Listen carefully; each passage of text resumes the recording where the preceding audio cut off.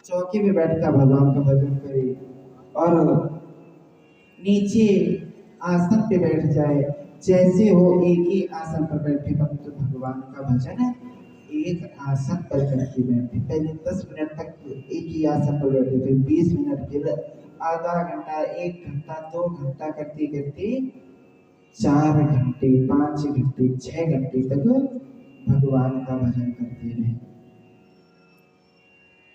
बोले महाराज अब आज तो कलयुग का समय है, 6 घंटे तो हम भजन नहीं कर सकते,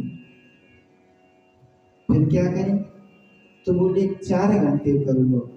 अरे महाराज 4 घंटे में भी तो बहुत आफत आ जाती है भजन पूजा करने में। कहीं बच्चे चिल्ला रहे, कहीं पति चिल्ला रहा, कहीं पत्नी चिल्ला रही है, अनेकानेक प्रकार के साधन है, कैसे भजन करें? बोले 2 घंटा कर लो। बोले 2 घंटे भी नहीं कर सकते। अरे बोले कम से कम 1 घंटे तो एक आसन पे बैठ के पूजा कर ही सकते हो।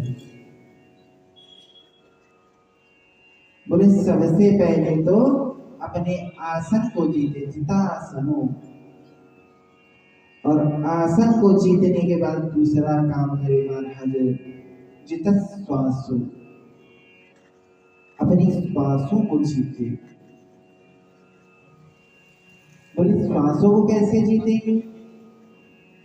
तो बोले प्राणायाम करे, सुबह जल्दी उठे और उसके बाद प्राणायाम करे और कोशिश ये करे कि हर एक श्वास में भगवान का नाम निकलता रहे।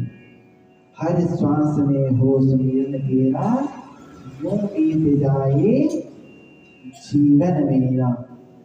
जितासनो चितश्वासो, अपनी श्वासों को इतना अभ्यास कर लो महाराज कि आपके प्रत्येक श्वास में भगवान का नाम निकले। राम राम राम, कृष्ण कृष्ण कृष्ण, शिव शिव, जो आपको अच्छे लगे उनका नाम हर श्वास में होना चाहिए आपके। कोई भी श्वास ऐसे ना जाए कि जो भगवान के नाम के बिना व्यर्थ चली जाए। काम करते रहो और नाम जपते रहो। बोले महाराज हम तो टीवी देखते हैं, किसी दिन मिश्रा जी को सुन लिया तो श्री शिवाय क्या जपने लगे, नमस्तुभ्यम। बोले 4 दिन बाद अनिरुद्धाचार्य जी की भागवत आ रही थी तो हम जब रहे थे ओम नमो भगवते वासुदेवाय। बोले फिर राम भद्राचार्य जी की देख ली तो बोले राम राम जपने लगे। तो किसको जपें? तो बोले इसका उत्तर कर दिया गया था कि सबसे पहले आप अपना एक इष्ट बना लो, और यदि इष्ट नहीं भी बनाते हो तो सबसे पहले एक काम करो, किसी गुरु के पास चले जाओ, गुरु दीक्षा ले लो, और जो गुरु जी तुम्हें मंत्र दे दें उसी का तुम जप करते रहो, उसी से तुम्हारी नैया पार लग जाएगी। जितश्वासो जित संगो, और बोले अपने संग को जीतो। शराबी कबाबी व्यक्तियों का संग छोड़ दो, क्योंकि ये तो नरक जाएंगे ही और साथ में क्या करेंगे, तुम्हें भी लेके जाएंगे। और भैया जो तुम 4 अम्मा का बैठा के प्रपंच करती हो ये भी ना करो। क्यों? क्योंकि तुम तो नरक में जाओगी ही जाओगी, लेकिन मतलब वो तो नरक में जाएंगी और तुमको भी साथ में नरक में ले जाएंगे, और वहां कहेंगे आओ बहन क्या करेंगे, चुगली करें।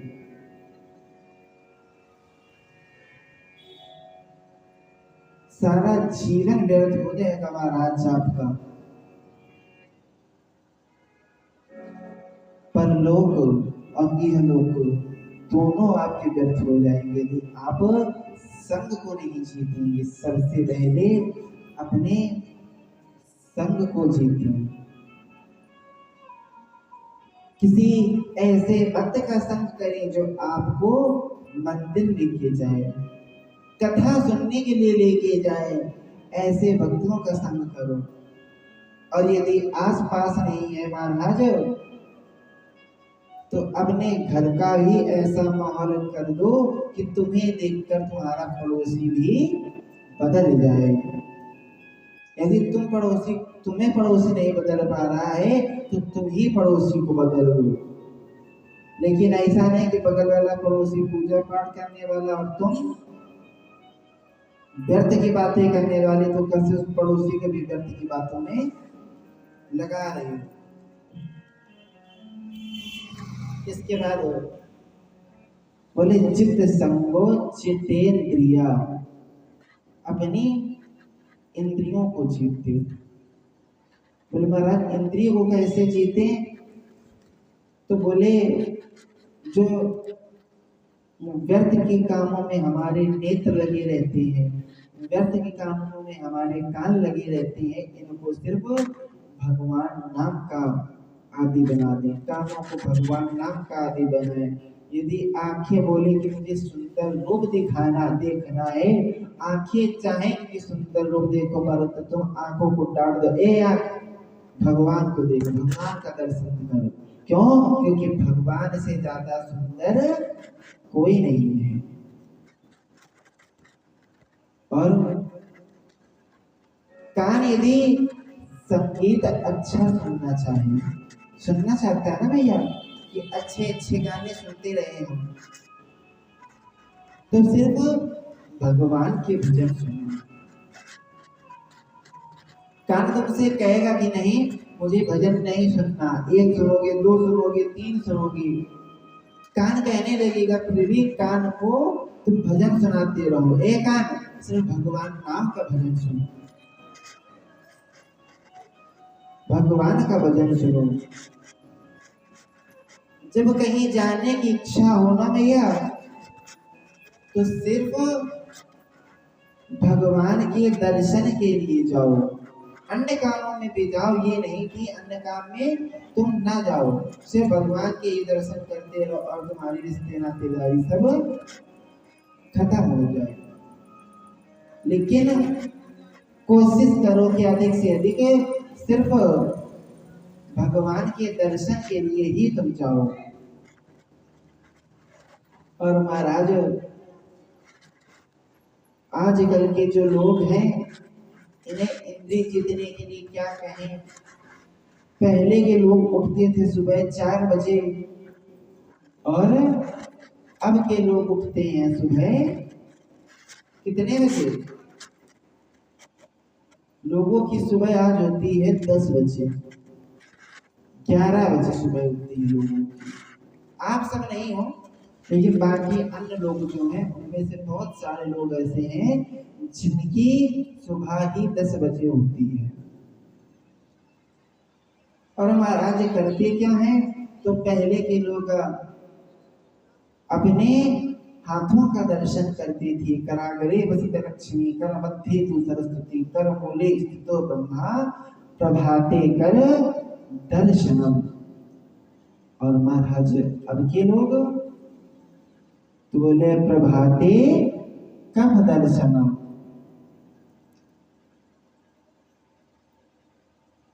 क्यों बाबा?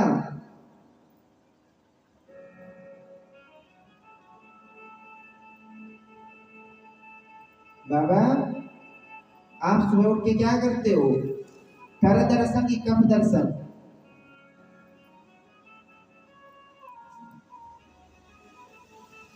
भैया तुम बताओ, तुम क्या करते हो? कर दर्शन या कब दर्शन? सब कब दर्शन वाले बैठे हैं, एक दो लोग को छोड़ के। परीक्षित जी कब दर्शन? कर दर्शन। परंतु महाराज आज ये कोई नहीं करता है। क्यों? क्योंकि आज के व्यक्ति में ये संस्कार ही नहीं है। कहां से बिगड़ रहे हैं लोग।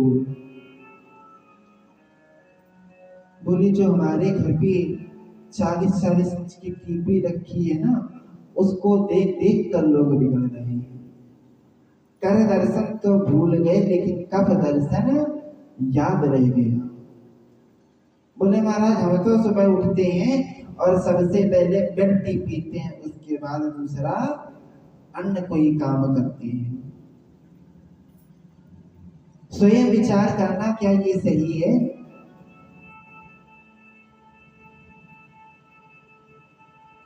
तो बोले चित्त सत्व चित्तेंद्रिया, अपने इंद्रिय को जीतो, अपने मन को कंट्रोल करो, क्योंकि मन के हारे हारे है और मन के जीते जीत।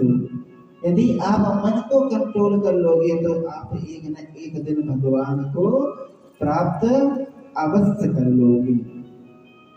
परीक्षित जी महाराज कहते हैं, श्री सुखदेव जी महाराज कहते हैं, राजन सबसे पहले जो मुक्ति चाहता है व्यक्ति को यही 4 काम करने चाहिए।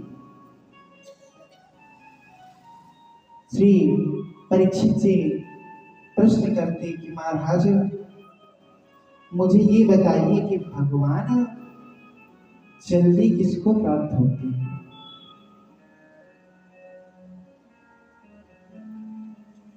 किसको भगवान जल्दी मिलते हैं? जो रोज दिन में 4 बार नहाता है उसको भगवान जल्दी मिलते हैं। बोलो किसको मिलते भगवान जल्दी? दिन में 4 बार नहाने वाले को। फिर बोले यदि दिन में 4 बार नहाने वाले को भगवान जल्दी मिल जाते तो कभी निशानों को भगवान की प्राप्ति नहीं होती। क्यों? क्योंकि जब भगवान मिले, राम भगवान मिले जाके अन्य साधु से, तो उन्होंने यही कहा अस हमार प्रभुदाई ले ही न पासन बसन चुराई। प्रभु ये तो हमारी महानता है कि हमने आपको वस्त्रों को चोरी नहीं किया है और आप हमारे घर पे आए हैं जो 4-4 महीने तक नहाते नहीं। क्या मिलते भगवान उनको जल्दी?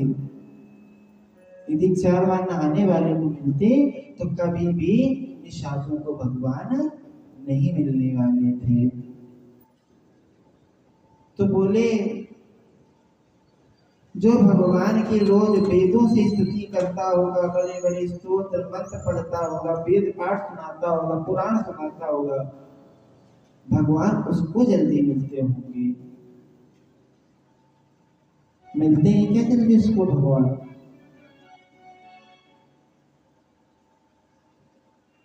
नहीं मिलते हैं। क्यों?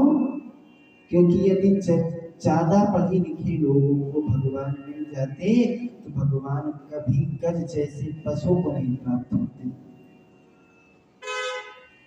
गज की तो आप सबने कथा सुनी ही है। गज कौन से स्कूल पढ़ने गया था, कौन सी यूनिवर्सिटी में उसने डिग्री प्राप्त की थी कि उसे भगवान प्राप्त हो गए। और यदि ज्यादा पढ़े लिखे लोगों को भगवान प्राप्त होते तो आज हम और आप मीराबाई को नहीं पूज रहे होते। क्या मीराबाई कहीं पढ़ी थी? मीराबाई क्या कहती हैं? मेरे तो गिरधर गोपाल दूजा ना कोए, जाके सिर पे मोर मुकुट मेरो पति सोए। क्या भगवान मिल जाते मीराबाई को यदि ज्यादा पढ़ी लिखी होती? तो बोले जो भगवान को जो ऊंची जाति का होता होगा भगवान उसी प्राप्त होते होंगे। तो बोले यदि भगवान ऊंची जाति वाले को देखते तो भगवान कभी भी शबरी के झूठे बेर खाने नहीं जाते, और ना ही दासी पुत्र विदुर के घर जाकर भगवान केले के छिलके खाते। परीक्षित प्रश्न करते हैं, महाराज भगवान श्री कृष्ण ने